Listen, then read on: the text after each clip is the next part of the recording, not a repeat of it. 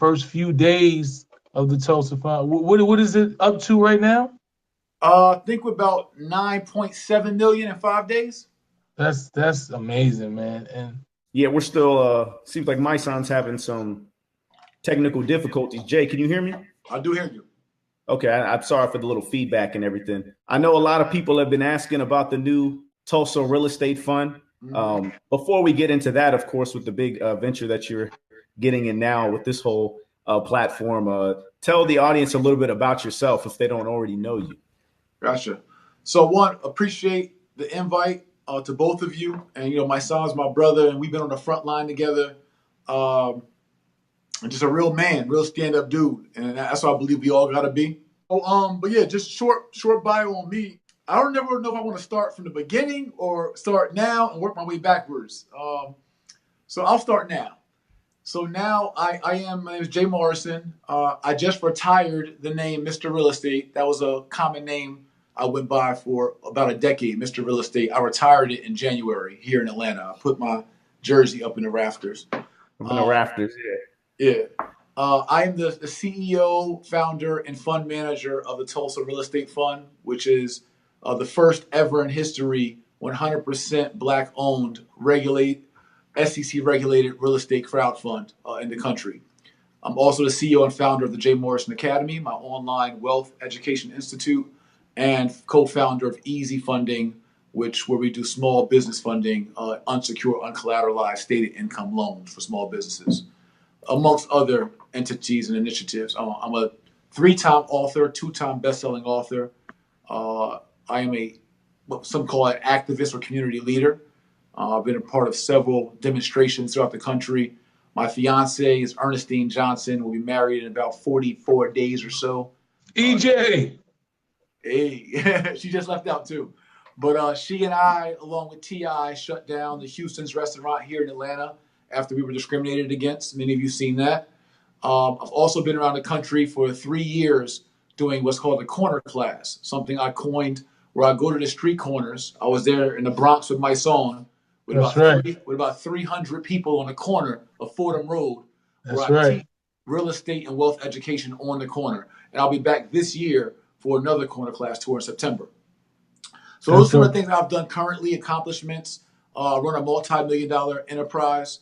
Uh, I guess what's special about my story, I would say first and foremost, is that uh, I'm very okay with being humble about my accomplishments, and I got to give God the glory for all my accomplishments. I was not always humble. I had my arrogant phase and my feeling myself phase, but through maturity, uh, through grace and all that other good stuff, I found a new way and I evolved. But I come from the corner. I come from the corner. Actually, I left the corner of 10th and Springfield in Newark, New Jersey, on the South Side in 2005, where I spent 10 years in the streets from 15 to 25 years old selling dope, trafficking, and also 2.5 years in prison. Former high school dropout, former welfare kid, Section 8 kid, and was a street dude, was a trap star. And at 25 years old, walked away from the corner and took my shot into real estate and mortgages and being a celebrity realtor. And I was the first African man in America hired by Prominent Properties, Sotheby's International Realty, and a bunch of other cool stats that I've accomplished in the corporate space. But for me, coming off the block, that within itself, and just surviving and just making it as a 3-time felon, as someone who sat on Rikers Island, a Mod 3 Upper C-74, and now to be here in my corner office in Buckhead in Atlanta, Georgia, running a multi-million-dollar business and just launching the historical IPO, initial public offering of a 100% black-owned real estate crowd fund. All of that is, who I am. But if I were to give you a takeaway of who I am, what I'm about, I have dedicated my life to loving and serving my people. That's what I'm about, is serving my people, be an example of what a man looks like, a real man looks like when you come back to save the village. Okay, so what made you want to get involved with real estate? Like, what made you say from the corner, from dope, from all of that to say I want to do real estate? Like, what was the It's motivation behind that? Yeah. God was planting seeds with me since I was 17. So I remember being 17. I was hustling in Baltimore, and it's an OG in Baltimore named Kenny Bird, and He's the owner of El Dorado Strip Club. He owns El Dorado Strip Club now, but back in 1998, he was a security guard. And he was like my big homie. He was the cool dude, a little skinny dude from Jersey. He just took me under his wing and just showed me love. And one day, Kenny and I were on the west side of Baltimore. I had a Rolex, blue-face Rolex, little bracelet. And he was like, Slim, you can buy all the cars and jewelry you want, but God ain't making no more land. Buy land. And I was like, yeah, that shit makes sense. And then I went out and bought another watch. You know what I'm saying? But so then years later, coming home from prison in the year 2000, my mom, I'm staying at my grandmother's house in Somerville, New Jersey. My mom knocks on the door. It's like, hey, Maine, I'm about to close on the house today, but I need $3,000 and I'm short. And I was like, all right. I was like, go to the Timberland box right there. And you know what I mean? My mom went and got some bands and she went and closed on a house, FHA, 3% down. And my mom bought the first house our family ever owned, you know, growing up in low-income housing, all of that. And 3 years after owning the house went up in value $100,000. And we ended up cashing out on a property. And my mom was in foreclosure at the time because my stepfather, rest in peace, was suffering from a heroin addiction, right? And so all the money that was coming in the house was going out the house. So she was behind on taxes, behind on the mortgage. And so when I was like 22, 23 years old, here I am. I'm driving around in a brand new Navigator. I bought cash off the lot. I'm stunting. I'm balling. I'm all this. But my mom is in foreclosure and a tax lien. So I'm like, that ain't proper. So I sold my truck, paid my mom's tax lien off. And she's like, yo, when I get right, I'm going to take care of you. I'm like, don't even worry about it. So we ended up selling the house. She made $100,000. She gave me $33,000. And I had gave her like 10 for the tax lien. So I just tripled my money just by helping moms out on the tax lien. I'm like, yo, this real estate joint, like, this shit all right. We just made $100 on the to the good legally.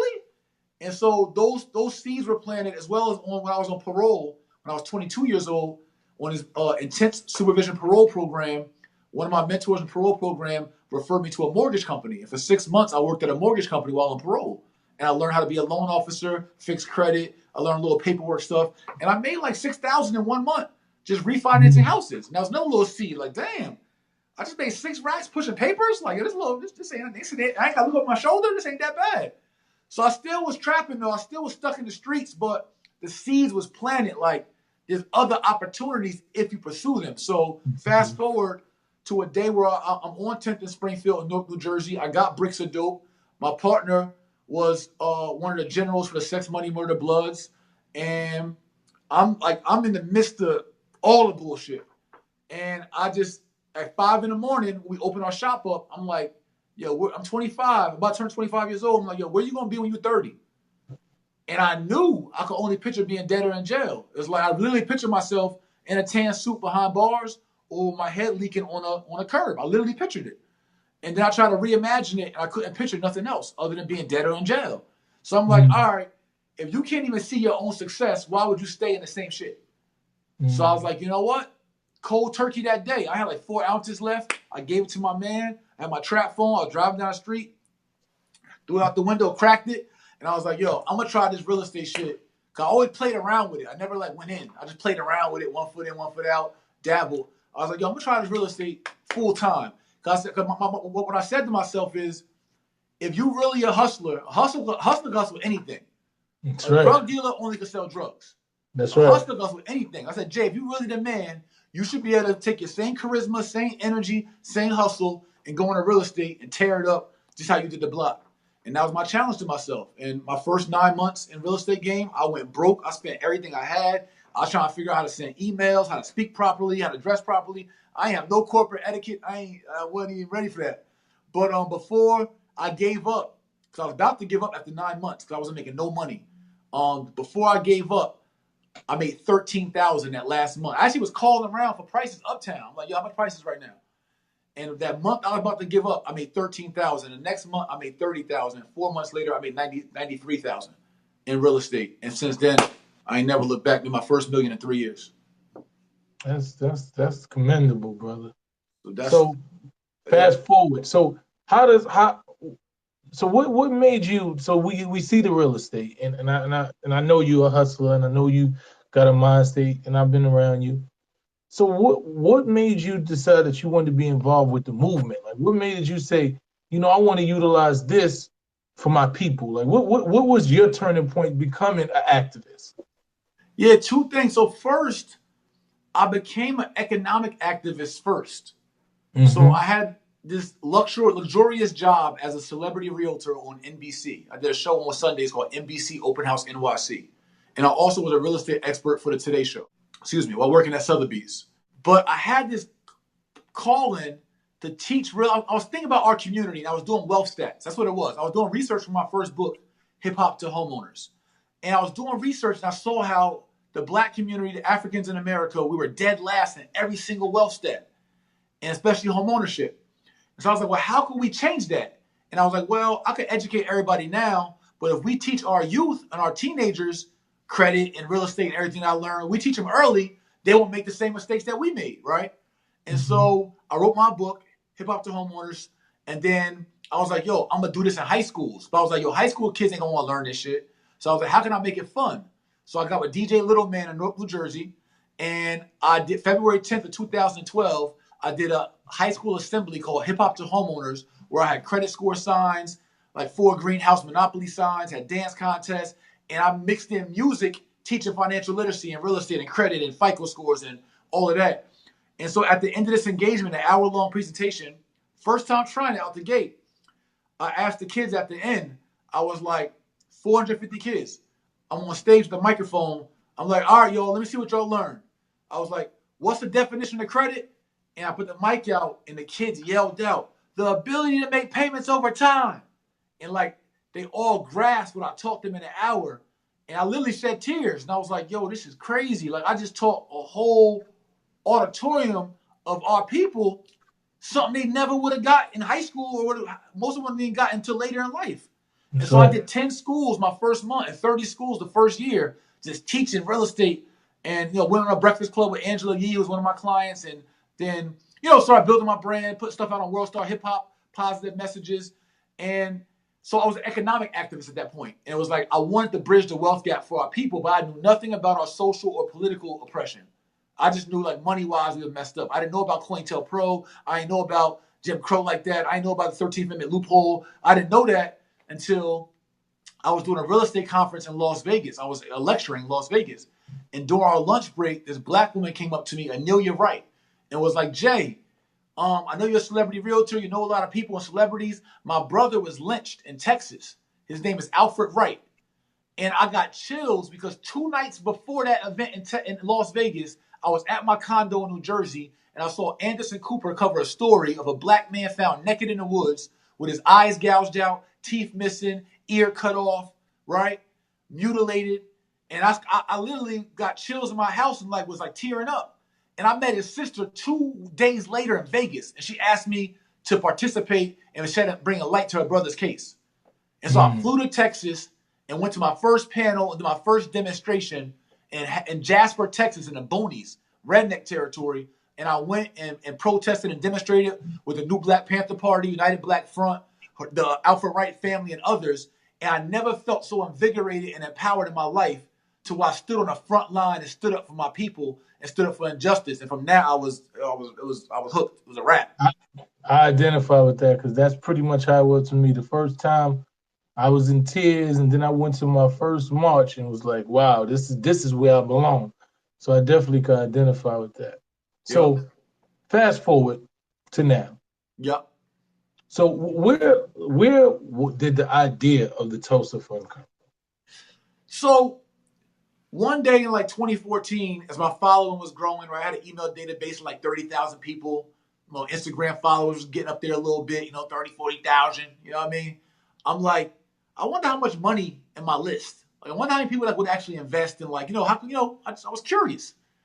And so I put out an Instagram post and an email, and I was like, hey, I had some deals in Cleveland I was doing, some real estate deals. And I was like, yo, I'm thinking about taking on some partners. I got some real estate deals, and I don't need no partners, but just because I want just, whoever got 10,000 or more, hit me up.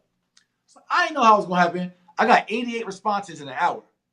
I'm like, yo, that's 880,000 right there, off the bat. And I wasn't even prepared to take it or nothing. And then I found out from my attorney that you couldn't publicly solicit like that. It's breaking what's called a blue sky law or whatever. So I deleted everything, whatever.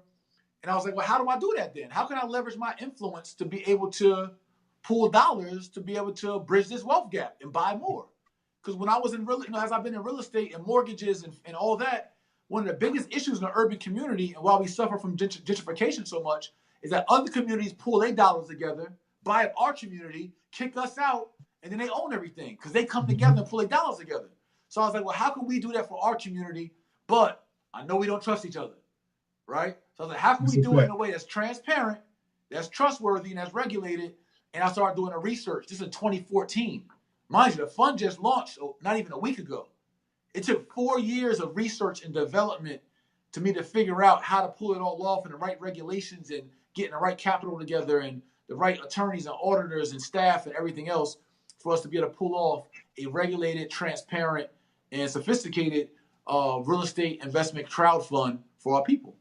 So give us an overall, but give us the definition of what the fund is for dummies. For somebody's at home, because a lot of people are like, yo, I want to invest, but I don't really understand. They want to invest because they hear something for black people. So they believe in us and they like, yo, I'm with you. I know that he with you. Let's figure it out. Like, I want to know, tell me what it is. So I want you to break it down for dummies. Somebody that never did real estate, never just want to be a part of being a part of history and involving and doing something that's going to create intergenerational wealth. Absolutely. So for years, for centuries, we've typically pulled our money together, but did it through the churches, where we would donate money and then hope or trust that the pastor or leadership of the church would do something productive for the ministry or for the church. Or we would donate to nonprofits or organizations, right? Mm-hmm. Marcus Garvey was the first African man in America to actually raise capital publicly on a large scale. In 1919, Marcus Garvey raised $800,000, which is equivalent to $11.95 million today. And he bought the Black Star Line corporation or started the Black Star Line Corporation and bought boats and ships for us to import, export, and go back to Africa. Right? The government infiltrated that and they extradited him, et cetera, and that, longevity didn't go well. Now, our fund is simply the Tulsa Real Estate Fund, named after Tulsa, Oklahoma community of Black Wall Street. Our fund is simply a vehicle that we never had as a community to be able to put all our money in one pot, to pull it together. So we're offering 1 million shares of our company, the Tulsa Real Estate Fund, to the public. Our shares are $50 per share. The minimum investment is 10 shares. So you must spend $500, invest $500 for 10 shares of ownership and equity in this company. But now with this pot of capital, right, this fund that's regulated and transparent, every investor gets an 8% preferred return. So compare where your money's sitting right now in your mattress, your shoebox, your CD, your checking account, your Merrill Lynch, your 401k, your pension account, self-directed IRA, bonds, wherever your money's at. Our investors get an 8% preferred return, which means before we split any profits, our investors got to see 8% first. After that 8% preferred return, we then split profits with the investors 50-50 as the fund managers. So all we're doing is creating a vehicle that we never had in our lifetime of generation to pull our money together in an organized way, take that capital, go buy back our blocks, create Black Wall Streets, buy up land, do sophisticated, organized, and well-evaluated and well-vetted deals, real estate deals, hotel. We look at 2 hotels next week. Hotels, hospitals, schools, all that. And now we go acquire it. We all own it together. We're the fund managers. Yes, we manage it. I have the risk. I have the liability. I'm the fund fiduciary and steward. Things go great, it's on me. Things go bad, it's on me. And I chose to be in the hot seat because our people needed some kind of vehicle to organize our dollars and put those dollars to use for the best interest of our people. And so the fund is just a vehicle. It's a crowd fund. It's SEC regulated, Security Exchange Commission regulated, and you guys can open your Freedom account at TulsaRealEstateFund.com. It is equivalent to me to funding the Underground Railroad. It is funding our economic freedom to have dollars for self, for us and by us. So that makes sense. I get it. You broke it down to me. So the questions that keep asking me is, how do we ensure that we're going to get our return on our money? Like, what is the risk? Like, How are you going? Is he able to ensure that we're going to make our money back? Like, right. That's a great question. No, I can't ensure that. There are no guarantees. Legally, I can't even guarantee you. I want to guarantee you. I want to, on my word, on my bond, I want to guarantee you, but legally, I can't guarantee you. It's against the law. there's really no. That's part of business. That there is really no guarantees. There's There's an not. investment. If Anybody North who does, Korea comes over here and starts bombing ish, and the Wall Street markets collapse, and you know what I'm saying? you're gonna say you guaranteed. You guaranteed this. You can't do Exactly. that. Your 401k is not guaranteed. Your mutual fund is not guaranteed. Your IRA is not guaranteed. So we got to be more financially mature and compare apples to apples and oranges to oranges. Those REITs, those hedge funds, the ones that own all of downtown New York, they in funds together. The Jewish community, Korean community, the Russian community, those are not guaranteed either. So you have to trust the process and trust the fund manager and trust that my resume, that my background, that my astuteness, that my diligence, that my responsibility, my wisdom is sufficient to make sure that we all right. And that's the call that you got to make based on, you know, your diligence and your research and your vetting. I'm gonna go out here and get the bag. That's pretty much what I say to everybody. You know, I say I know Jay, and I know his, you know, I know his will. I know his drive. And you know, it's very few people that I feel as driven as me. You know. So I wake up in the morning, I look at Jay's page. I'm like, all right, we got to outwork the work. You know, some days I'm tired. I'll be like, nah, Jay ain't sleep. I can't sleep because I know he out there working. So it's motivational, and that's what I say. I say, you know, we got to invest in something. You know, right. What else you you go want? All right, you don't invest in my fund, fine. Our fund. It's not even my fund. I'm just the manager. It's our fund. I created it for us. I don't own the fund. I literally don't own it. I'm just the manager. You don't have to invest in that. Where are you gonna go? Yeah, that's what I say. I say we have to invest in something. Why not invest in one of ours that's proven, who shows every day his love and his want for our people to grow. You know, who goes to corner class and give corner class and educate you on how you can make money every day without, he's not charging you. He wants you to have the ability, the literacy, somebody who's donated his knowledge and his time for the betterment of our people. Like, that's something I'm willing to bet on.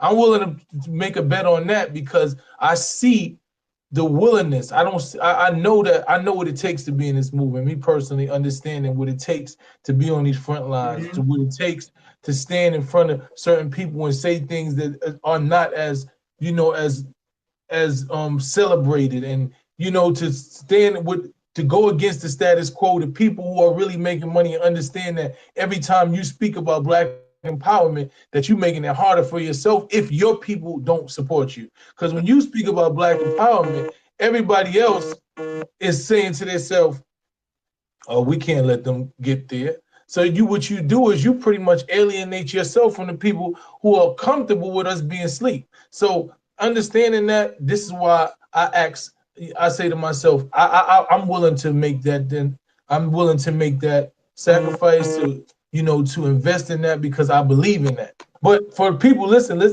You know what's so crazy though, King? And I get it. People should be skeptical. You should question every investment. Do your due diligence. I'm the first to tell you that. But what's so crazy though is that we the same people that go give a European designer $500 for a belt. Exactly. We'll go give a European liquor company $500 for a bottle in a club. The same people, $500 for some sneakers. But you'd be hard pressed to invest, not even give or donate, but to invest $500 in your own people's future and get a return. Sorry for the feedback, everybody. I know Mysonne's trying to get his phone situation back in order. Jay, we actually have a lot of questions in the comments. I wanted to get some of their questions in here, if that's okay. Yeah, let's do it. All right, so one of the big questions we're seeing is from Luke Jackson. Luke Jackson asks, why do you call it an IPO given you're not publicly traded on any exchange and is rather a private fund? Because there are different kind of IPOs. There's not just one kind of IPO. You do not have to be on an exchange to be an IPO. We are brainwashed to believe we have to use their exchanges in order to trade or to offer public shares. It's a privately held company offering public and the public offering of our shares of our company, which is an IPO. This is, and then you can ask any to break down the abbreviation though. IPO. What does that? IPO is an initial public offering. Roger. Not say an initial exchange offering. It's an initial public offering. And so we have our IPO. I don't believe in being a customer. I believe in bypassing the broker if I can. And so why pay the exchanges any kind of overrider fees for $9.7 million we can raise ourselves? I feel that. All right. And then there was another question I saw on here. Juan Nance asked, how do you submit projects for the fund? He's currently building in Baltimore. Do people have that option? Yes. I'm not looking to develop all the real estate, not even close. I just want to create a vehicle for us to have resources. So if you want to submit a deal, I want to look at your deal. My team does. I have over 100+ years of collective real estate experience around me. Go to Tulsa, TULSA, realestatefund.com to submit your deal, to open your account, to fund your account. Minimum investment $500. But I challenge you, don't just do the bare minimum, but then go spend $1,500 on a liability, on something else. Do what's in your capacity for us. It's not for me. That's what we got to get past. When we think somebody else is for them, especially somebody that looks like us, we feel like, whoa. But you'll go give it to Merrill Lynch. You'll give it to Morgan Stanley. You'll give it to Northwest. You'll give it to Goldman Sachs. You'll give it to Bank of America. And they'll give you back 3%. But you're cool with them because they don't look like you. But when it comes to your brother, who'll give you 8% preferred return and 50% of the profit you'll never get from Goldman Sachs, Merrill Lynch, Northwestern, then it's like, hey. So we got to check ourselves and be honest with ourselves about what's our level of, self-interest and self-love. I get it, man. And I think a lot of people have to get and understand that getting Black people to come together in a collective conscience is a lot of work. And the fact that you've done it and created a platform for us to do that should be commended. I think we're super, and this comes from generational conditioning and fighting against each other for so long. The minute we want to organize, the first thing we do is criticize, which is, not necessarily our fault, but we have to lift each other up. And so that's why I'm glad everybody's asking these critical questions. I'm glad you starting this, you're stepping up front and answering questions from the people so that they can get a more clear understanding of what they're getting invested into. Mind you, an investment, which means risk. I mean, there's a lot of misinformed people that think an investment automatically means return. You need to go back and do the homework because an investment is always about risk. Okay. Yep. Well, the ancient Greek philosopher Jay-Z said, no reward if no risk is taken. And I had to get off the boat if I'm going to walk on water. If we're going to go be great and walk on water and pull off a miracle of unifying our people and freeing our people, we got to get off the boat. Is it a risk to get off the boat and step on the water? It's a risk. Never been done before. But if we don't take some kind of risk induced, it's a risk for me. People act like I don't have risk. One, I invested $10,000 into the actual fund. Not to mention all the research and capital that my companies have poured in to develop the whole fund. The attorney fees, the accountant fees, the auditing fees, the operational fees, the marketing costs. What's about risk? Not to mention that I'm the Black man who's the face and the leader of this economic revolution. You want to talk about risk? For real? We really want to talk about risk? I got 2 daughters, 18 and 9 years old. I got a fiance getting married in 44 days. Everybody's concerned about me. You want to talk about risk? Hey, I know all about risk. us having our own company. Of course, you have your own company, you're in real estate, and now starting something as big as the Tulsa Real Estate Fund.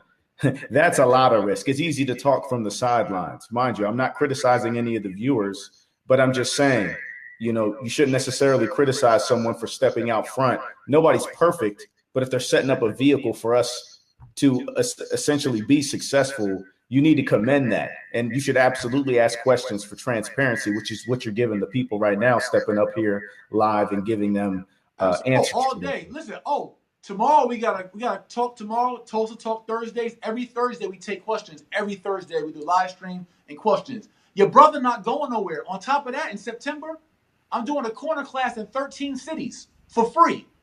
I'm gonna be in your hood for free. I don't hide behind cameras. I'm in these streets.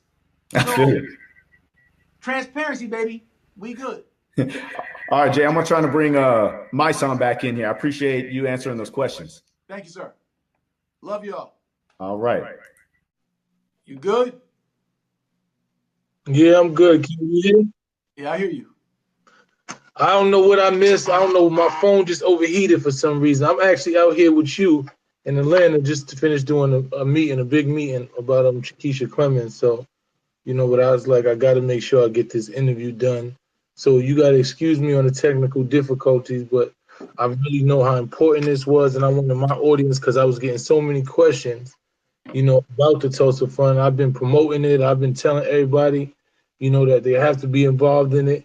So, I was giving my knowledge of it based on studying and with what I've gotten from you and just understanding the overall need.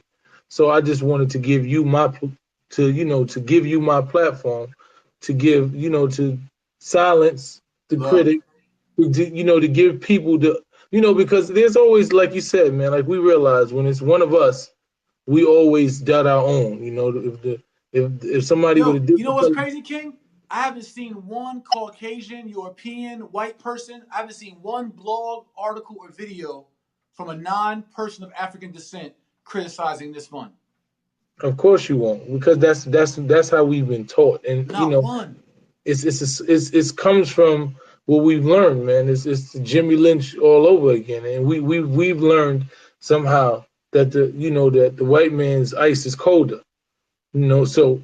That's how we just move along in life, Right, but you know what? God gave me revelation last night, and I don't get mad about the critics or skeptics. I don't get frustrated by it. It's all good.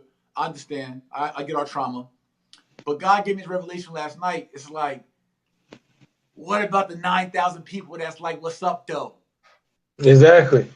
That's the community, the people in the village that say, you know what, we with it. Think about it. Our people are not dumb. 9,000 people, including others of influence, working class, whoever, 9,000 people did not all invest into this fund because they dummies. That's right. That's right. People know my heart. They see my work. Past my words, they see my work. They see my business resume. They see my organization, my staff. They see how we move.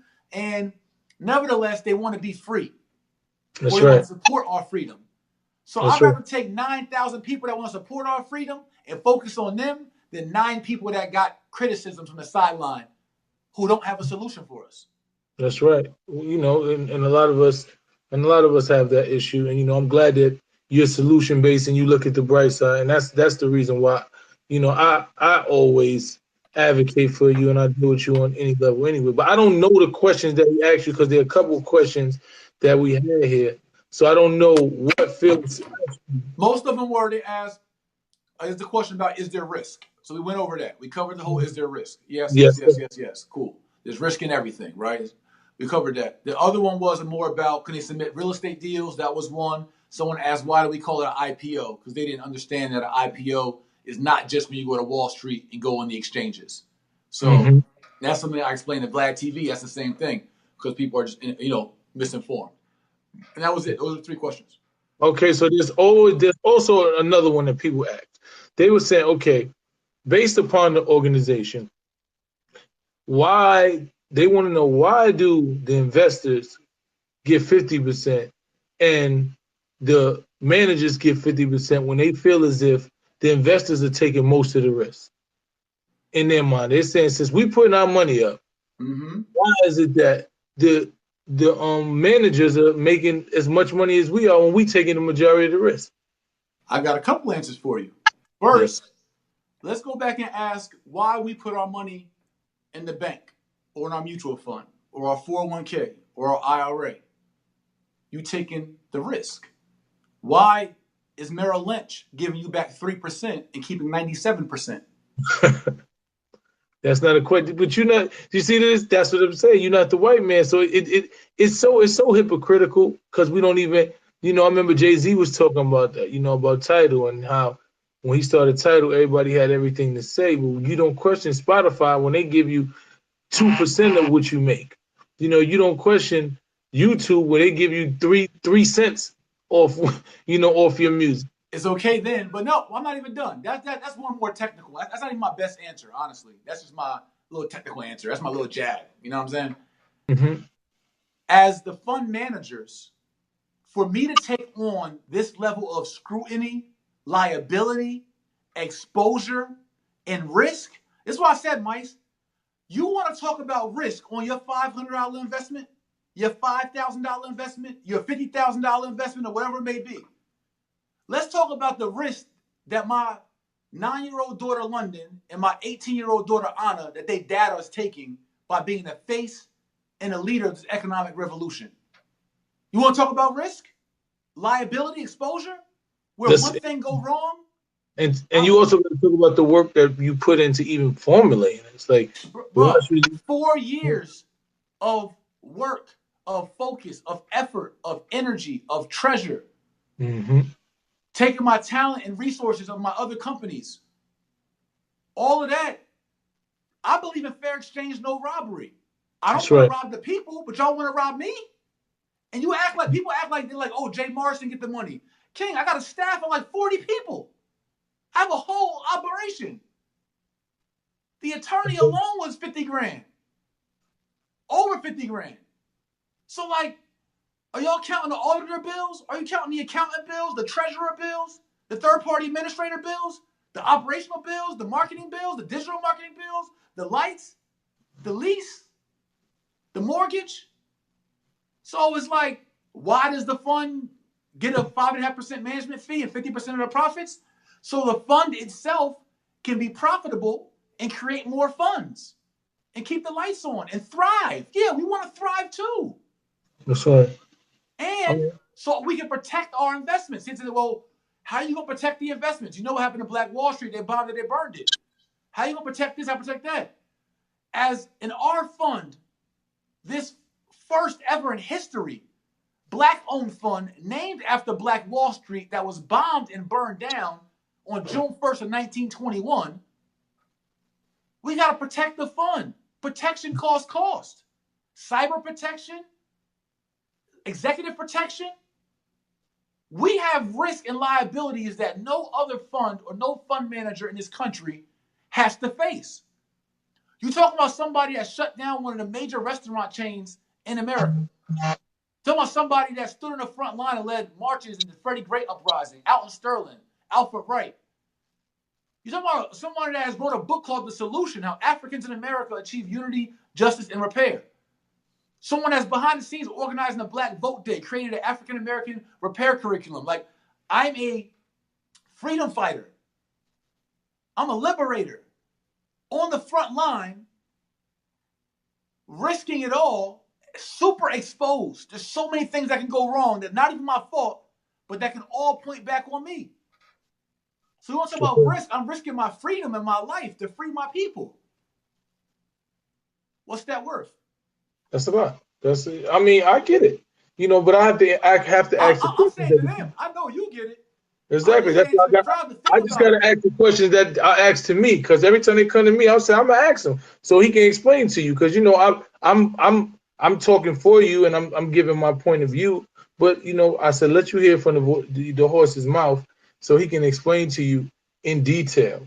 So you're not just getting it from me. So he can explain to you in detail what it really takes and what it entails to run an organization of this magnitude, to be involved, to spearhead, to be the face and be the brains and sit there and have to figure out how are we going to save and uplift and invest and invest. make Exactly. good deals and transactions and keep it transparent and answer these questions and do all of that. Listen, Exactly.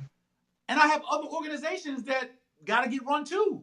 But I take my time away from that to focus on this for us. And I got 2 daughters and a fiance who need their dad and their husband to be alive and free and at home.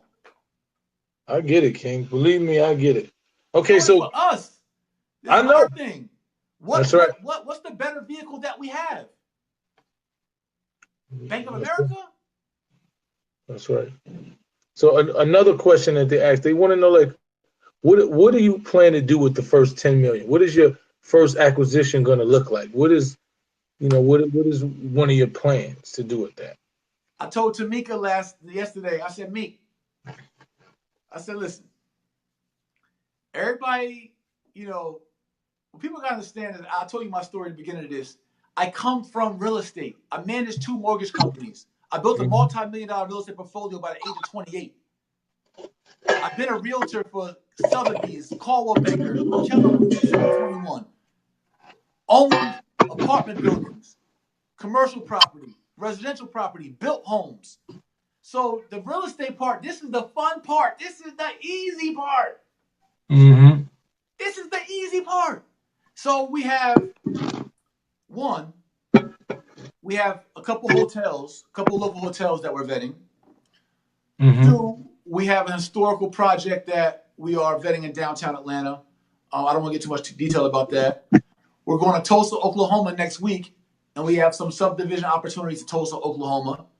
We will be very active at the sheriff sales and tax lien sales in certain markets where you're getting interest on your money pretty much immediately or taking over control of properties if the interest isn't paid through tax liens. We're also looking at condo conversions. We have great relationships here in Atlanta with Invest Atlanta and other organizations. And we're looking at several hundred acres of land to be a retreat place and potential larger development several hundred acres of land, literally. And there's some towns that we're looking at acquiring, whole entire towns. And we got a really cool warehousing project that is I can't give all the details, but its projections and pro forma will be pretty impressive, I think the most. And so we got some plays. I'm just playing chess, not checkers. If I let everybody know what everything was, I'd have no leverage in my deals. That's right. I'd have no security on the deals. I can't go out and say, yo, we're going to buy this. That's not good business. Exactly. Because now somebody the can seller's go going to get be it like, before oh, you. snap, he got a bag. You want to buy this? All right, I got you. That's right. Or the enemy, or an infiltrator, or whomever.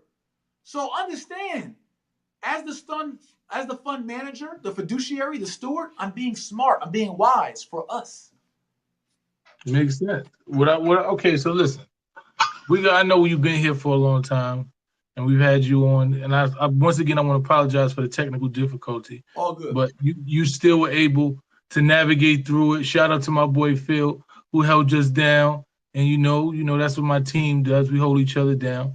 But I want to just give us some last words. What do you want to leave the people with? For the people who supported you, to the people who are still unsure, who are skeptical, who are still asking questions. I want you to leave, because nobody can do it better than you. I want you to leave us with some last words on the people who are still on the cusp, that right there, like, damn, I want to invest, I just don't know. Or the people who are investing and want you to tell them something, to reassure them. Like, I want you to give us your last words. My first words of my last words is I love y'all. Like I tell Mike that I can tell a black man I love him. I don't feel no kind of way about it. Black woman too. I call her king, and I call our women queens. It's just real love. Like, I can't help it. Like, I'm selfless. I love us. I show it through my work, not just my words. And we got to be okay with the fact that, you know what, maybe some people is on the up and up. Maybe some people are really riding for us. And if you look at my body of work, you'll see that. And you don't have to take advantage of this opportunity. It's okay. It's not a favor for me. It's not a donation. You're not supporting me. I'm just saying I created something for us. You can bet on that something for us and invest in that something for us. And if you have critiques or areas where you see that we can improve, email us, DM me with love, and say, bruh, that shit dope, but think about this right here. Do it with love. Like, I'm trying something for the first time that we've never had. Not one of your celebrities, not one of your rappers, not one of your ball players, not one of your business moguls, not one of your leaders have ever created a platform for us to be able to invest in together and profit from together. I'm not saying it boastful. What I'm just trying to say is that we haven't had it. So I did the work. I took the risk up front. Think about that. Who invested up front to take the risk to even see if this is possible? What if it flopped? What if it didn't work? What if we got denied by the SEC? What if regulations changed? Who was out of pocket then? Who was at a loss then? So I just say it to say is like, let's be financially mature, Malcolm called it.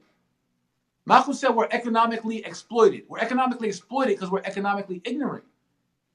And we need economic stimulation, economic collectiveness and cohesiveness. And I'm saying that to say, not to convince or plead to you to invest in this fund. I'm saying if you don't feel it in your gut, don't do it. That's fine. But for those who want to contribute in whatever way you can, financially, through your prayers, pray for my protection and the protection of this fund, through just shout out to whatever you can do, just understand that we've been economically enslaved on the plantation. There's not been a freedom vehicle for us. I just did the work because God gave me the gifts to be wise enough, smart enough, strategic enough to figure out all the nuances to pull something like this together. You can support that? Like, yo, I support it. The same way you support Gucci and Louis and every liquor you buy and the $20 a day habit you got, or the dope sheets on your bed, or whatever, your jewelry, or whatever habit, or whatever you spend your money. The $500 you spent on your kids for Christmas to make them happy for one day, where only the toy stores actually built legacy and built wealth. If you want a shot at us building wealth together, this is the first vehicle of its kind for our people, by our people. And so we're going to rock out. Some of us going to rock out, and some of us going to wait and see. And listen, y'all still welcome later on the next fund or the next round. It's all good. It's just love. I just want to do something for us that we ain't never had. So we either with it or we not, but it's still all love. Once again, I salute you, Jay. I appreciate you, man. You know, I know the work, and I know that you on these front lines, and I know how much you love our people, and I know that's because I remember when we went and we had that meeting in inside of Sylvia's, and you sat there, and we had all these thoughts provokers, and you sat there and said, look, this is what we need to do, you know, and I remember you saying that, and I remember that you took the work and you didn't just leave that meeting with just words, and you took the effort to continue on. I'm not playing about our freedom, King. I'm not playing about our liberation. Ain't no games. And I see that, and I salute you. I ain't gonna hold you too much longer. Thank you. Appreciate you. I appreciate you, King. I love you. Everybody reach out to Jay, man. If you want to get involved, please reach out to him. Yep. You know, hit him up. The Tulsa Fund. Where can they find the Tulsa Fund? Yeah, Tulsa, TULSA, realestatefund.com. All the questions you got, we have a frequently asked question, tab. All the questions, answers right there. Also, we're on SEC.gov if you want to read our circular, our operating agreement, our audit, all those things. It's all transparent. Your brother not going nowhere. Appreciate your support. I'm at Mr. Jay Morrison on Facebook, on YouTube, on Instagram, everything at Mr. Jay Morrison. TulsaRealEstateFund.com to start your free account. Buy shares, have ownership and equity. And I think a lot of people are going to regret if they don't get in and they're not a part of history and they have the opportunity for $500 to be a part of history and legacy, for $1,000, for a rack, for $2,500. Something that you don't blew anyway on lesser. So, love you though, King. Appreciate you for lending your platform, your voice, and for all your fighting and stand up you do for our people. Well, I appreciate you too, King, man. Keep up the good work. Tulsa Fund, I'm with you. I'm riding with you, King. T-Ref, Treff Life. Peace. All right, peace, King. Peace. So listen, I want to let y'all know, man, you heard it from the horse's mouth. my brother Jay Morrison. I told you I trust him. I believe in him. I know his heart. I know his dedication. And I know how he cares about our people, man. So now it's up to you. You make the choice. You can be a part of it or you don't. Nobody's forcing you. But this is like he said, this is the first vehicle that is giving our people the opportunity to pool our resources together to create intergenerational wealth, to leave something behind for our kids, to own something and you know and continue to have wealth. We look at every other culture and say, damn, why they got this? Is because before they got here, their financial path was already laid for them. And that's what we got to start creating. It's good to have a job and be able to create your money. It's good to make a couple of dollars. But when you making money every day and you just pretty much living to pay bills, you know, it doesn't really make much sense. This is an opportunity for us to create and own something that makes money while we sleep. You know, this is what our counterparts are doing, and this is why we're not involved in the race at all. So I just want to say that to y'all. I appreciate y'all. Hip Hop Success TV. You know, we're gonna do this next week. We're gonna have another special guest. I'm gonna have one of my brothers who did 17 years in prison for a crime he didn't commit and was just recently exonerated. So stay tuned for that. I appreciate y'all and I love y'all, man. Everybody have a blessed night. I'm about to go watch the game. I think LeBron and them gonna get cracked tonight. So we'll see. But y'all be safe, man. Peace.